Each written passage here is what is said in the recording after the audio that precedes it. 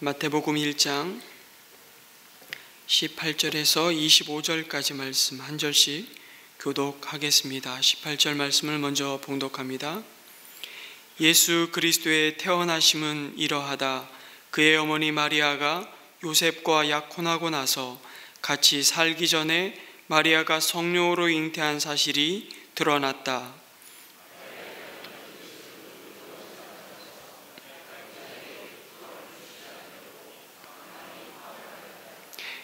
요셉이 이렇게 생각하고 있는데 주님의 천사가 꿈에 그에게 나타나서 말하였다.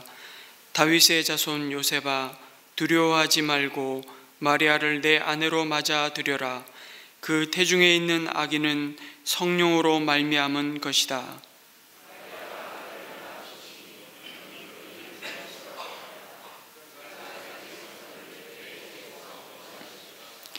이 모든 일이 일어난 것은 주님께서 예언자를 시켜서 이르시기를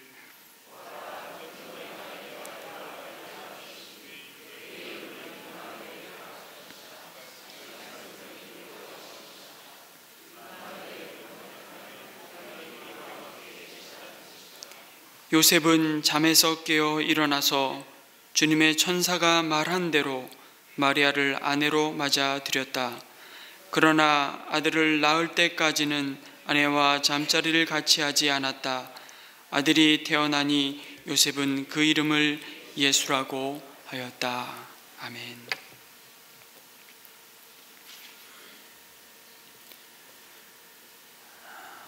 미국의 철도 건널목을 건너면 세 가지 보드 사인을 반드시 보아야만, 확인해야만 합니다. 첫째는 스탑 사인이죠. 멈추라는 것입니다. 두 번째는 look입니다. 보라는 것이고, 마지막은 listen입니다. 들으라는 것입니다. 우리가 특별히 한 주간을, 새해 첫 한 주간을 특별 새벽 기도로 보면서 우리가 쉼 없이 달려온, 그러나 또 달려가야 할 삶이지만 하나님이 잠시 멈추고 우리가 바라보아야 할 것이 있다고 말씀하시고 하늘로부터 하나님이 들려주시고자 하시는 음성이 있다고, 그 하나님의 음성을 들으라고 말씀하시는 것 같습니다. 오늘 마태복음서를 기록한 저자 마태는 성령의 감동하심을 따라 예수 그리스도의 탄생을 말하면서 참 특이하게도 예수님의 어머니 마리아를 먼저 주목한 것이 아니라 요셉을 주인공으로 놓고 주님의 오심을 이야기하고 있습니다. 공관복음이 마태, 마가, 누가복음을 같은 관점에서 보았다. 예수님의 생애를, 예수 그리스도의 오심과 죽으심과 부활하심을 같은 관점에서 보았다. 그래서 공관복음이라고 말하지 않습니까? 이 공관복음이 예수 그리스도의 나심을 조금씩 그럼에도 다른 관점에서 바라보고 있는데요. 누가복음은 그 중심을 마리아에게 포커스를 맞추고 있다면 마태복음은 남자를 알지 못하던 처녀 마리아가 성령으로 잉태한 아기를 몸에 품게 된 이 기가 막힌 사건에서 마리아가 겪었을 심적인 충격과 당혹스러움에 대해서는 전혀 언급하지 않습니다.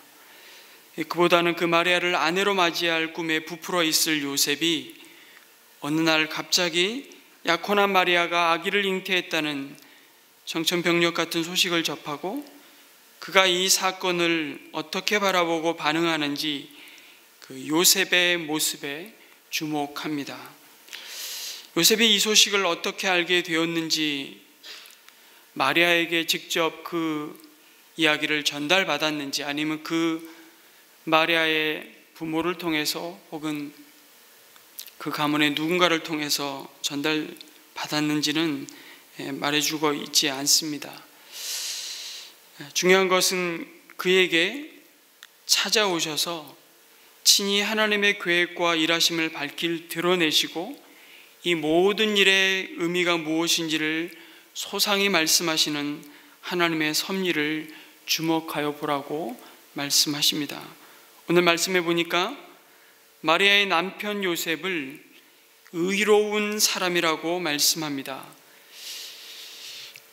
의로운 사람이라서 약혼자인 마리아, 사람의 눈으로 보면, 표면적인 상황으로만 보면 부정한 여인일 수밖에 없는 마리아였지만, 그녀를 수치스럽게 만들지 않기 위해 가만히 이 약혼이 없었던 일인 것처럼 하려고 했다고 말씀합니다. 그러나 유대 문화 속에서 남녀의 약혼은 결혼과 다를 바 없는 명백한 남편의 자격을 가지고 동시에 의무를 이행해야만 하는 것을 의미합니다. 동시에 한 남자의 아내로서의 모든 순결을 지켜야 할 의무를 아내 또한 약혼 여인 마리아 역시 율법으로서 엄중히 요구받고 있었습니다. 역시 요셉의 입장에서 보면 가만히 파혼으로 끝낼 수 있는 상황이 전혀 아니었습니다. 우리나라 유교 문화도 그렇지만 유대인들 역시 명예를 목숨보다 소중히 여기고 수치스러움을 죽기보다 싫어하는 그들에게 지금 이 벌어진 일은 대단히 위험한 결과를 초래할 수 있는 상황이었습니다. 더군다나 약혼한 유부녀가 남편과 동거하기 전에 아기를 잉태한 것은 율법의 명령을 통해서도 그 죄를 죽음으로 물을 수 있었습니다. 그러나 요셉은 의로운 사람이라서 이 일을 조용히 덮고 파혼함으로써 마리아에게 살 길을 열어주고자 했습니다. 근데 여기서 좀 요셉의 이 소개와 요셉의 행동이 뭔가 앞뒤가 맞지 않는 것 같아 보입니다. 여러분, 사실 이래야 우리의 정서와 기준에 맞는 것입니다. 요셉이 마리아와 약혼하고 나서 같이 살기 전에, 다시 말해 부부가 관계를 맺기 전에 아기를 잉태한 것을 보고 요셉은 의로운 사람이라서 율법의 말씀대로 그 약혼자를 회당으로 끌고 가 자초지정을 다 듣고 확인하여 율법대로 그녀를 돌로 쳐서 그 가문과 그녀의 죄악을 벌하고 그 수치를 씻게 만들었다. 이래야 앞뒤가 맞는 겁니다. 의로움은 그런 것 아닙니까? 죄와 타협할 수 없는 것, 불의와 더러움을 용납하지 않는 것, 하나님의 거룩함을 훼손하는 그 어떤 것도 용납하지 않는 것이 의로움입니다. 그런데 요셉은 의로운 사람이기 때문에 약혼자에게 부끄러움을 주지 않으려 했고 가만히 파혼을 선택했습니다. 그 선택은 마리아가 성녀로 잉태하였다는 사실을 알기도 전에 그 마음에 작심을 합니다. 그의 상식, 아니 어떤 인간의 논리와 질서로도 설명될 수 없는 그 잉태 앞에 약혼자의 부정함을 정당화할 수 있는 근거는 하나도 없었습니다. 명백한 죄에 대해서 요셉이 취한 태도가 그게 무슨 의로움입니까? 악을 악하다고 말하고 선을 선하다고 말하는 것이 의로움 아닙니까? 여러분, 그것이 부정되는 상황입니다. 이것이 우리가 생각하는 의로움의 기준입니다. 그 이상의 것을 생각하는 것은 우리의 몫이 아닌 것입니다. 그것이 우리가 갖고 있는 상식입니다. 그런데 분명한 것은 그런 판단과 결정을 내리지 않은 요셉을 하나님은 의로운 자라고 말씀하십니다. 그러면 도대체 그의 의로움이 담고 있는 요셉의 모습이 무엇입니까? 분명한 것은 요셉이 죄가 전혀 없다는 뜻에서 그는 의로운 자라고 말하고 있지는 않은 것입니다. 그러면 하나님은 요셉이 의로운 자라고 드러내시는 그 요셉의 삶에 무엇을 보여주고 계십니까? 그것은 하나님의 형상을 따라 지음받은 한 사람에 대한 긍휼과 사랑입니다. 요셉은 이 상황 속에서 사람을 향해 얼마든지 분노의 지배를 받을 수 있었습니다. 또한 하나님을 향해 원망과 불신의 늪에 깊이 잠길 수 있었습니다. 하나님, 왜 나에게 이런 일이 일어나는 것을 막지 않으시는 이유가 도대체 무엇입니까? 소리칠 수 있었습니다. 여러분, 사람에게 끝까지 남아있는 본능이 뭔지 아십니까? 세 가지가 있다고 말합니다. 오래오래 살고 싶은 것과 부자 되고 싶은 것과 마지막 한 가지는 뭐겠습니까? 복수하고 싶은 것입니다. 그런데 여러분, 공의와 정의를 외치며 권선징악의 삶을 추구하지만 결국 그것은 분노가 삶의 동기가 되어 사랑 없는 진리만을 추구하다가 정작 살려야 할 사람을 실족하게 만들고 죽이는 결과를 초래하는 것입니다. 그것이 분노의 결국입니다. 사랑으로 한다면서 진리와 참된 것을 흐려버리는 것도 문제이지만 사랑 없는 진리는 죄와 허물을 진정 덮을 수 없음을 우리는 예수님의 십자가를 통해서 분명히 확인하게 됩니다. 그 십자가에서 부어주실 하나님의 사랑을 예수님은 누가복음 15장 여러분이 잘 아시는 탕자의 비유를 통해 우리에게 그 끝없는 사랑을 나타내 보여주고 있습니다. 우리는 탕자 아들의 모습만 보지만 그 모습 속의 아버지는 우리의 영원한 하나님 아버지, 모든 것을, 그 사랑하는 아들을 위해서 모든 것을 허비하는 탕부 하나님의 모습으로 자신을 드러내십니다. 있는 모습 그대로 그 탕자를 받으시는 탕부 하나님 아버지는 그 모든 것을 탕진하고 모든 옷이 누더기가 되어 속살이 드러난 아들의 수치를 가려주십니다. 새 옷을 입히시고 그의 신분을 회복하시는 하나님, 잔치를 벌이고 잃었다가 다시 찾은 아들을 기뻐하시는 하나님, 이분이 우리의 아버지시라고 그 긍휼과 사랑을 그 비유로 나타내십니다. 그리고 그 비유를 말씀하신 예수님은 실제로 그 사랑을 십자가에서 이루시고 부으시고 완성하셨습니다. 그리고 너희도 이와 같이 용납과 사랑을 하라고 우리를 초대하십니다. 우리가 십자가에서 그 사랑을 받았고 그 용서와 허물의 가리우심을 덧입었기 때문입니다. 여러분, 마리아를 아내로 맞아들이라는 거룩한 순종의 발걸음을 떼어놓는 자 요셉, 그 요셉의 모습을 보면서 그가 이 모든 상황이 다 이해가 되어서 그 순종의 자리로 나아갔을까요? 그건 사람을 잘 모르는 소리입니다. 사건의 해석이 다 되어서 요셉이 그 마리아를 아내로 맞아들이는 것입니까? 아닙니다. 우리는 말씀 묵상도 그런 순서를 따라서 하는 것 같아요. 우리는 말씀을 관찰하죠. 그리고 해석합니다. 이해하기 위해서. 이해되면 적용합니다. 그런데요, 믿음의 세계는 이것이 거꾸로 가는 것 같습니다. 순종이 먼저 오고 나중에 그 사건과 그 모순됨과 그 꼬일 대로 꼬인 상황이 해석되고 비로소 이해가 됩니다. 그 온전한 이해는 어디서 될까요? 주님이 우리를 부르시는 천국에서 온전한 이해 가운데 얼굴과 얼굴을 맞대어 보고 주님과 함께 이 땅의 수고를 모든 끝낸 그때의 천국에서 우리를 맞이하는 환영식과 함께 이루어질 것입니다. 그래서 C.S. 루이스는 그런 표현을 썼습니다.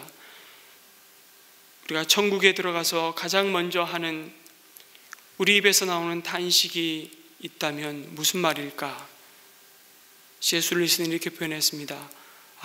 그랬었구나. 그때 하나님이 가지신 계획이, 하나님의 마음이 그랬었구나.